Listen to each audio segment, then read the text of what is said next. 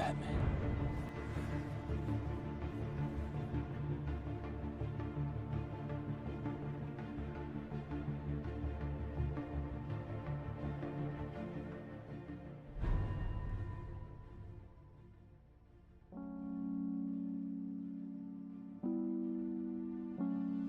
O Batman foi criado em 1939 por Bob Kane e Bill Finger, na intenção de ser mais um justiceiro mascarado, muito inspirado em Sherlock Holmes e principalmente no Zorro, que eram dois dos maiores sucessos da época. No começo, as histórias do Batman claramente eram bem mais fraquinhas. Era só o herói trocar soco com o vilão e no final, o bem sempre vence o mal. Então não tinha nada de muito complexo. Mas, ao passar dos anos, a galera começou a se apaixonar pela origem e pela carga sombria e mais dramática que as histórias em quadrinhos do Batman passavam.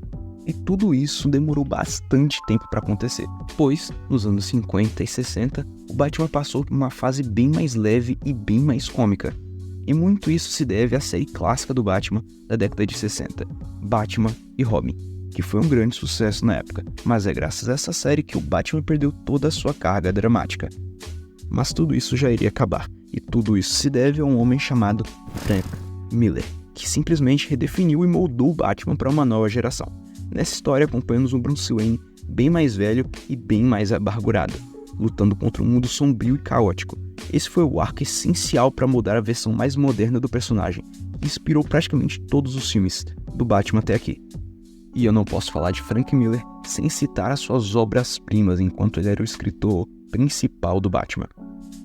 Ele escreveu histórias incríveis como Batman 1 e, claro, o tão famoso e aclamado Batman Cavaleiro das Trevas.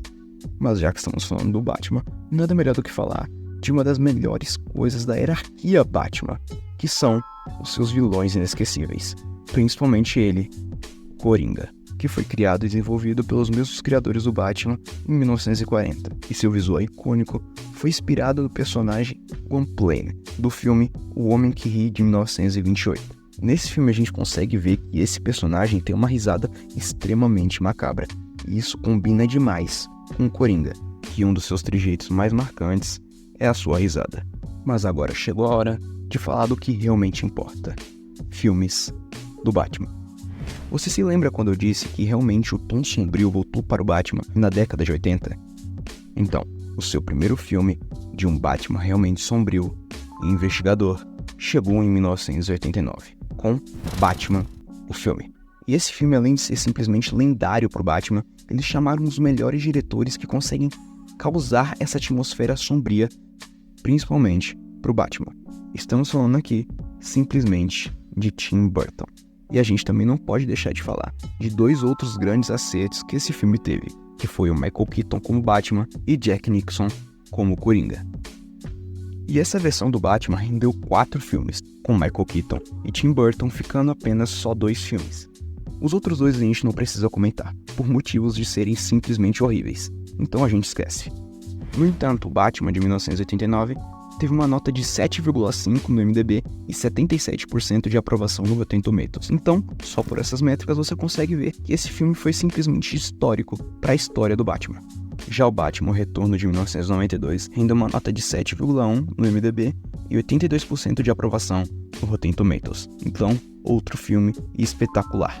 Chegando agora nos anos 2000, a gente já sabe o que a gente vai encontrar. Simplesmente a trilogia clássica do Batman, do Christopher Nolan, que foi simplesmente o cabeça-chave de toda essa trilogia.